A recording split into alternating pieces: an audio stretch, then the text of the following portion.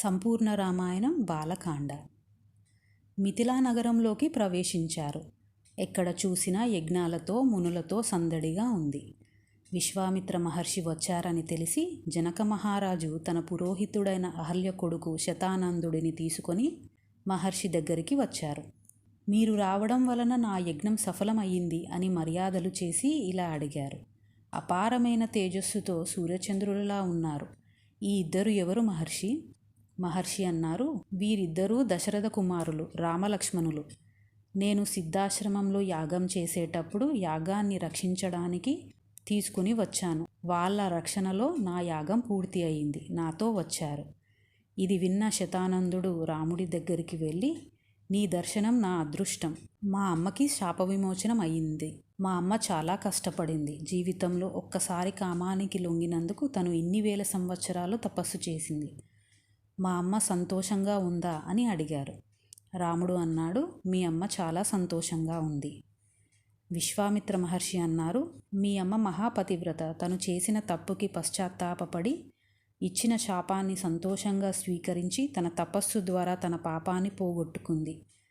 మీ అమ్మ కథని విన్న వాళ్ళందరూ దాన్ని విశ్లేషించారు. కానీ గౌతమ మహర్షి జ్ఞానం వలన రాముడు అనే అతడు వస్తాడు అని ఈ కథని విని ఎవరి పట్ల ఎలాంటి భేదాభిప్రాయం లేకుండా ఇందులోని విషయాలను అర్థం చేసుకోగలడని తెలుసుకున్నాడు.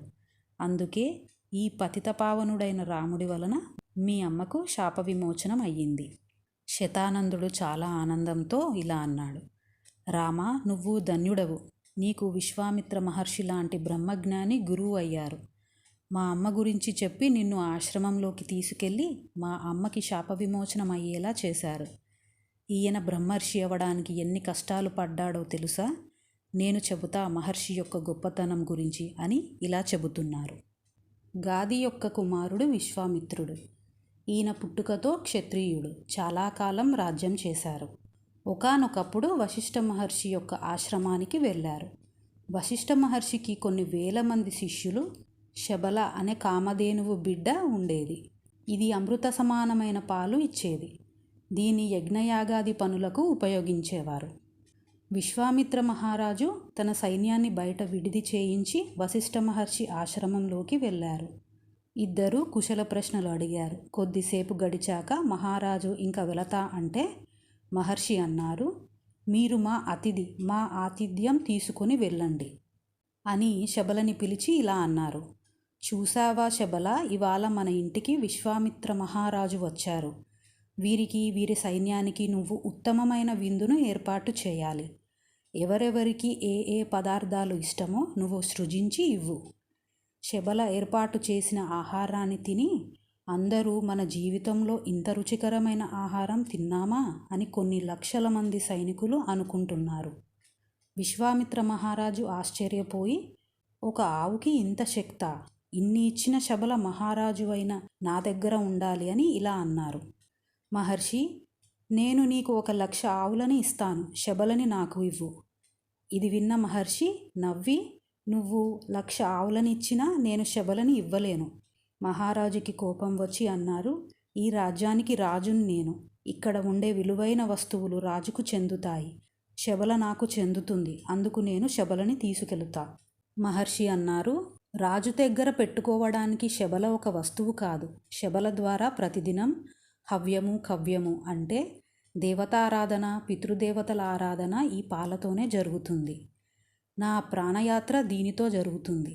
మహారాజు అన్నారు, 14,000 ఏనుగులు, వాటి మెడలో బంగారు తాడు కలిగి ఉన్నది మరియు 800 బంగారంతో చేయబడిన రథములు, ఒక్కొక్క రథముకు 4 గుర్రాలు అంటే 12,000 గుర్రాలు, 1,000,000 ఆవులు, ఇంకా బంగారం వెండి మీరు ఎంత అంటే అంత ఇస్తాను. మహర్షి అన్నారు, నువ్వు ఎన్నిసార్లు అడిగినా నా సమాధానం ఒక్కటే అని మౌనంగా ఉండిపోయారు. మహారాజుకి కోపం వచ్చి తన సైన్యాన్ని పిలిచి శబల మెడలోని తాడు పట్టుకుని, నువ్వు ఇవ్వడమేమిటి, నేను పుచ్చుకోవడమేమిటి? ఇది రత్నం. దీన్ని ఇన్ని రోజులు ఈయన దగ్గర ఉంచుకున్నాడు. ఇంకా అవసరం లేదు. అడిగా ఇస్తాడని ఎంత అడిగినా బెట్టు చేస్తున్నాడు. తీసుకుపోండి దీన్ని. శబలని బలవంతంగా ఈడ్చుకుని వెళ్తున్నారు. అది ఏడుస్తుంది. మహర్షి కూర్చొని ఉన్నారు. శబల ఏడుస్తూ అనుకుంది, మహారాజు నన్ను ఎత్తుకుపోతున్నాడా లేదా మహర్షి నన్ను వదిలేశారా అని తాడు విడిపించుకొని పరిగెత్తుకుంటూ మహర్షి దగ్గరికి వెళ్ళి ఇలా అడిగింది. గట్టిగా అరిచి, నువ్వు నన్ను విడిచిపెట్టావా? నేను ఏదైనా పొరపాటు చేశానా? మహర్షి అన్నారు, నేను నిన్ను విడిచిపెట్టలేదు. ఆ విశ్వామిత్ర మహారాజు బలవంతంగా తీసుకెళ్తున్నాడు. అయితే నేను నిన్ను ఎందుకు రక్షించడం లేదు అనుకుంటావేమో. అతను ఈ భూమిని పరిపాలిస్తున్నాడు. ధర్మానుసారంగా అతన్ని ఎదిరించకూడదు. అతను తప్పు చేస్తే శిక్షించబడతాడు. అయితే నన్ను నేను రక్షించుకోనా? తప్పకుండా రక్షించుకో అన్నారు. శబల పెద్దగా అరిచింది. శివాయుధరములు కలిగిన పప్లవులు పుట్టారు. మహారాజు యొక్క సైన్యాన్ని నాశనం చేస్తున్నారు. విశ్వామిత్ర మహారాజు కోపంతో పప్లవులని చంపుతున్నాడు. శబల యవనులు, కాంబోజులు, పప్లవులని, శకులని, హరీతులు, కిరాతకులని పుట్టించింది. రాజు యొక్క సైన్యం మొత్తం క్షణంలో నాశనమయ్యింది. విశ్వామిత్ర మహారాజు దీనంగా ఉండిపోయారు. ఈయన 100 మంది కుమారులు కత్తులు తీసుకొని వశిష్ఠ మహర్షి వైపు పరిగెట్టారు. మహర్షి వీళ్ళని చూసి హా అన్నారు. ఒక్కసారిగా భస్మమై బూడిద కుప్పలుగా పడ్డారు. ఇదంతా చూసిన విశ్వామిత్ర మహారాజు అనుకున్నారు, ఇది కదా నిజమైన శక్తి. రాజు అయి ఉండి ఏమీ చేయలేకపోయా. తపశ్శక్తితో హా అంటే నా బిడ్డలు చనిపోయారు.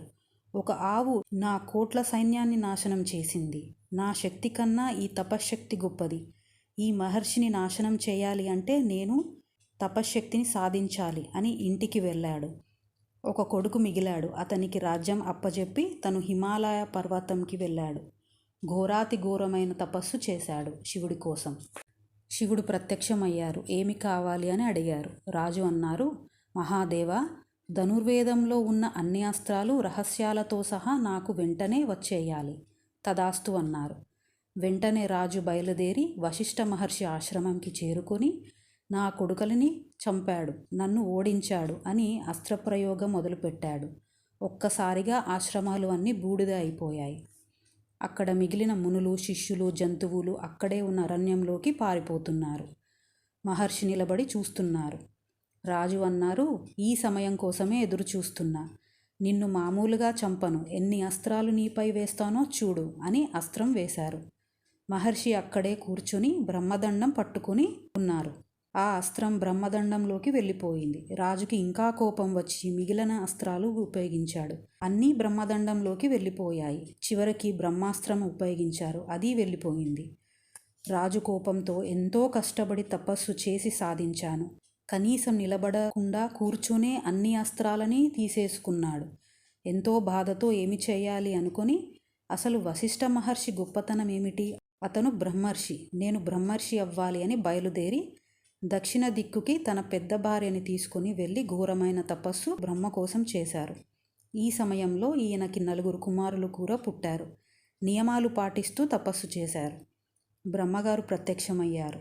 నువ్వు చేసిన తపస్సు వల్ల ఈ రోజు నుంచి రాజర్షివి అయ్యావు. విశ్వామిత్రుడు బాధతో అనుకున్నారు, ఇన్ని సంవత్సరాలు తపస్సు చేస్తే రాజర్షి అయ్యాను, ఇంకా ఋషి అవ్వాలి, తర్వాత మహర్షి, తర్వాత బ్రహ్మర్షి అని అనుకున్నారు. ఈ కాలంలోనే ఇక్ష్వాకు వంశం నుంచి త్రిశంకు అనే రాజు ఉండేవారు. ఆయనకి ఒక విచిత్ర ఆలోచన వచ్చింది.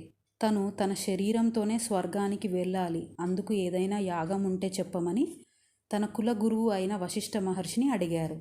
మహర్షి అన్నారు, నువ్వు ఎంత మహారాజు అయినా సరే ధర్మశాస్త్రం ప్రకారం మరణం తర్వాత శరీరం ఈ మట్టిలోనే కలుస్తుంది. ఇలాంటి యాగాలు కుదరవు. త్రిశంకు వశిష్ఠ మహర్షి యొక్క 100 కొడుకుల దగ్గరికి వెళ్ళి అడిగారు. వాళ్ళు అన్నారు, మా నాన్నగారు చేయరు అన్నప్పుడు మేము ఎలా చేస్తాం? శాస్త్రంలో ఇలాంటివి లేవు. రాజు అన్నాడు, అయితే నేను ఇంకో మహర్షిని వెతుక్కుంటా అన్నారు. వాళ్ళందరూ నువ్వు చండాలుడివి అవుగాక అని శాపమిచ్చారు. రాజు భయంకరంగా అయ్యాడు. ఈయన విశ్వామిత్రుని దగ్గరికి వెళ్ళి విషయమంతా చెప్పి రక్షించమని అడిగారు.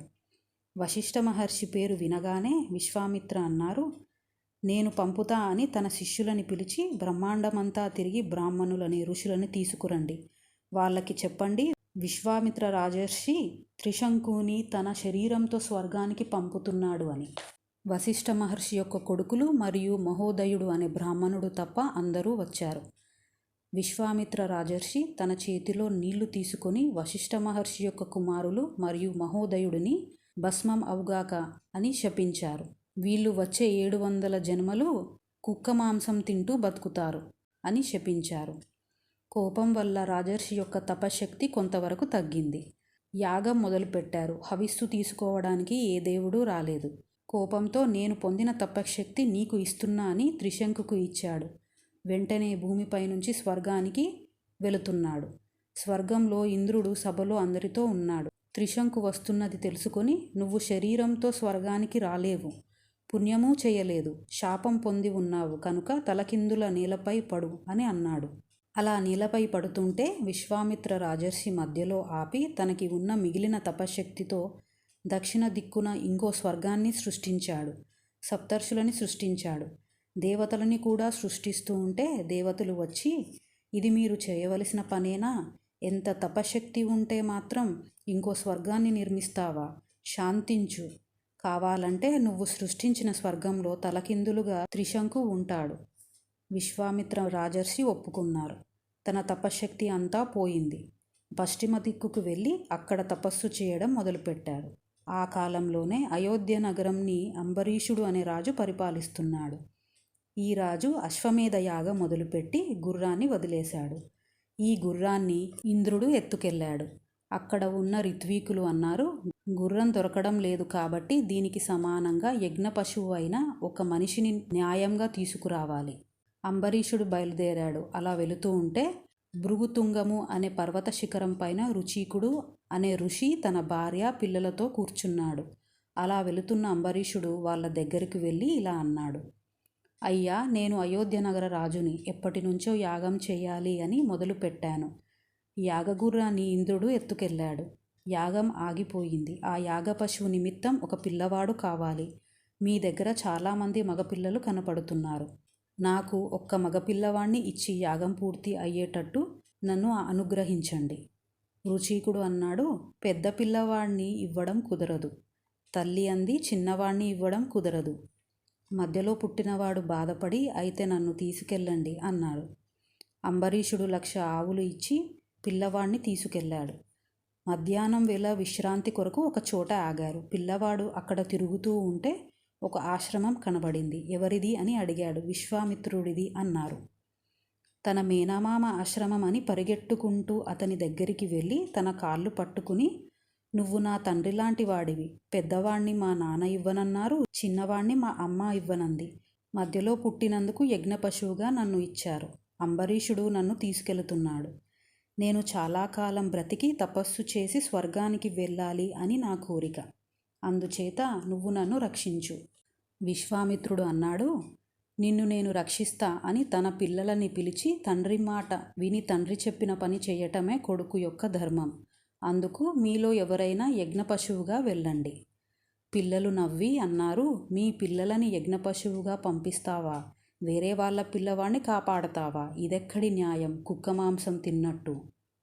విశ్వామిత్రుడికి కోపం వచ్చి, వెళ్ళమంటే వెళ్ళకపోగా కుక్క మాంసం అంటారా? మీరందరూ నేను శాపం ఇచ్చిన వశిష్ఠ కుమారుల్లాగా శాపం పొందండి అన్నారు. విశ్వామిత్రుడు ఇలా ఎందుకు శాపం ఇచ్చారంటే, త్రిశంకు వశిష్ఠ మహర్షి కొడుకులని యాగం చెయ్యమని అడిగితే వాళ్ళు మా నాన్నగారు వద్దన్న పని మేము ఎలా చేస్తామని ఎప్పుడూ తండ్రి మాట తప్పేవాళ్ళు కాదు. అదే తన కుమారులు తన మాట వినలేదు అని అలా కోపంతో శాపమిచ్చారు. విశ్వామిత్రుడు ఆ పిల్లవాడితో అన్నారు, నువ్వు ఏమీ భయపడకు, నేను చెప్పినట్టు చేయి. అంబరీషునితో వెళ్ళు. నిన్ను బలి ఇచ్చే ముందు ఒక స్తంభానికి కడతారు. అప్పుడు నేను నీకు చెప్పే 2 మంత్రాలు చెప్పు. బలి ఇవ్వకముందే ఇంద్రుడు యాగంతో సంతృప్తి చెందుతాడు. అలా వాళ్లతో వెళ్ళాడు. ఆ 2 మంత్రాలు చదివాడు. ఇంద్రుడు ప్రసన్నమై వచ్చి, ఈ పిల్లవాడు చెప్పిన మంత్రాల వలన నేను సంతృప్తి చెందాను కాబట్టి యాగ పశువు మీరు ఇవ్వనక్కరలేదు. నేను మీకు 1,000,000 రెట్ల ఫలితాన్ని ఇచ్చేస్తున్నా అని ఆ పిల్లవాడికి దీర్ఘాయువు కూడా ఇచ్చాడు.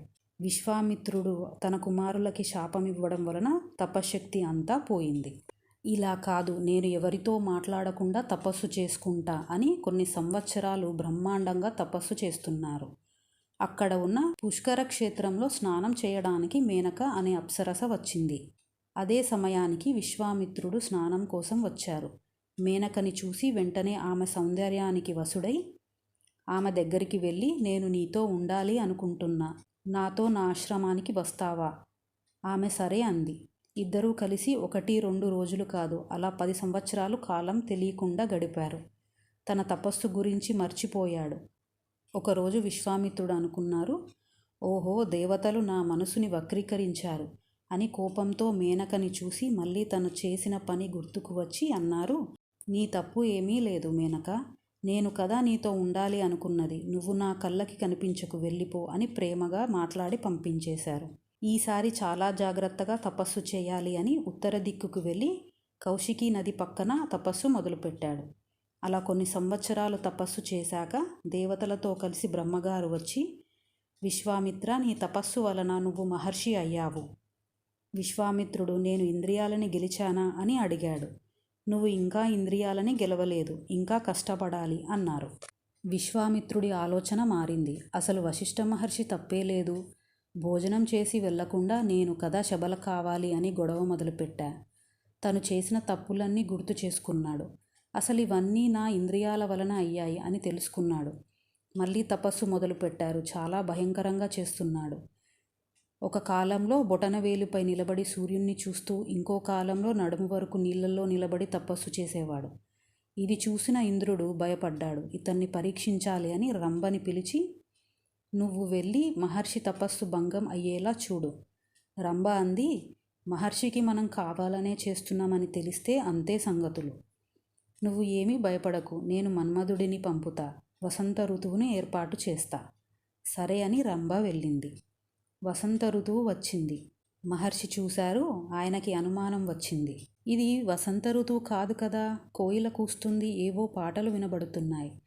ఇదివరకు ఇవన్నీ లేవు కదా అని రంభని కోపంగా చూసి, ఇంద్రుడు చేసిన పని అని కోపంతో 10,000 సంవత్సరాలు రాయి అయిపో అని రంభని శపించాడు. మళ్ళీ తపస్సు పోయింది. విశ్వామిత్రుడికి చాలా బాధ వచ్చింది. అసలు చేసిందంతా ఇంద్రుడు, రంభకి శాపమిచ్చా అని, నీకు ఒక బ్రాహ్మణుడి వలన శాప విమోచన అవుతుంది అన్నారు. విశ్వామిత్ర మహర్షి చాలా ఆలోచించి అనుకున్నారు, నా కోపం, కామం ఆధీనంలో లేవు. దీనికి కారణం మనసు. నా మనసు ఆధీనంలో లేకపోవడానికి కారణం శ్వాస. నేను శ్వాసని లోపలియందు పెట్టుకుంటా. దీన్ని కుంభకం అంటారు. ఇది ప్రాణాయామంలో ఒకటి. అందరూ చేయలేరు, చాలా కష్టమైనది. శ్వాసపైన మనసు ఆధారమవుతుంది. శ్వాసను నిలబెట్టగలిగితే మనసు బలహీనమవుతుంది. మనసు బలహీనమైతే ఆలోచన ఆగిపోతుంది. ఆలోచన ఆగితే దృష్టి ఒకే దానిపై ఉంటుంది. అప్పుడు ఇంద్రియాలని జయించొచ్చు. తూర్పు దిక్కుకు వెళ్ళి కుంభకంతో పాటు మౌనం వ్రతం మొదలుపెట్టారు. అలా కొన్ని సంవత్సరాలు చేశారు. ఒక కట్టె ఎలా ఉంటుందో అలా అయ్యారు. ఒకరోజు అన్నం తిందామని తినబోతుంటే ఇంద్రుడు బ్రాహ్మణ వేషంలో వచ్చి, అయ్యా, నాకు చాలా ఆకలిగా ఉంది, అన్నం పెడతారా అన్నారు. విశ్వామిత్ర మహర్షి చూసి, ఇంద్రుడు వచ్చాడు అని తెలుసుకొని ఇలా అనుకున్నారు, నేను తింటే ఏమిటి, ఇంద్రుడు తింటే ఏమిటి, నా తపస్సుని భగ్నం చేయడం ఏమిటి, చేయకపోవడం ఏమిటి అని అన్నం ఇంద్రుడికి ఇచ్చి మళ్ళీ కుంభకంలోకి వెళ్ళి తపస్సు మొదలుపెట్టారు. అలా కూర్చునేసరికి తన బ్రహ్మస్థానం తల నుంచి పొగ బయటకి వచ్చి సమస్త లోకాలు నిండిపోయింది. అంతటా పరబ్రహ్మం కనిపించే స్థితికి చేరుకున్నారు. దేవతలతో కలిసి బ్రహ్మగారు వచ్చి, కౌశిక, స్వాగతం బ్రహ్మర్షి అని అన్నారు.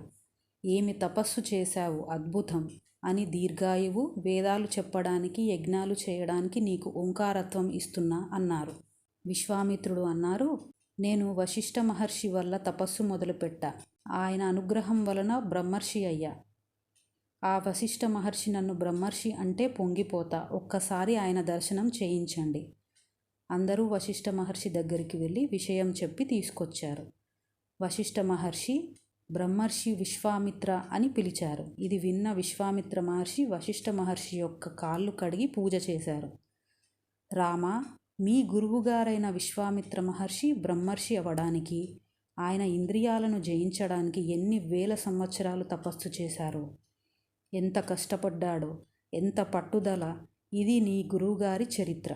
ఇలాంటి గురువు నుంచి ఉపదేశం పొందావు, ఇంకా నీకు ఎదురు లేదు, ధన్యుడవు నీవు.